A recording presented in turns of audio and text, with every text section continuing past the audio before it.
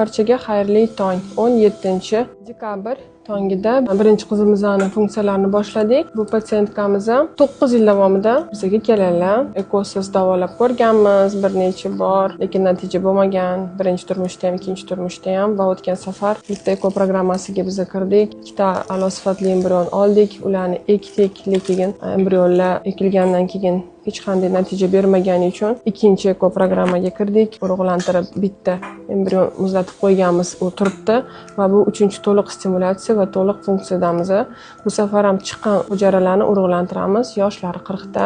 Zaxira qilib yig'ib ko'rmoqchimiz. Sababi bepishlik aniqlanmagan. Keyin yaxshi embrion chiqsa ham natija bermadi. Ko'ramiz, bu safar yangi tabiiy siklda shu oy o'zida stimulyatsiya qilib, zabor qilib, urug'lantirib, shu oy o'zida svejiy qilib ekish planimizda bor. Ko'ramiz, balkim shu programma bizga yordam berar degan umiddamiz.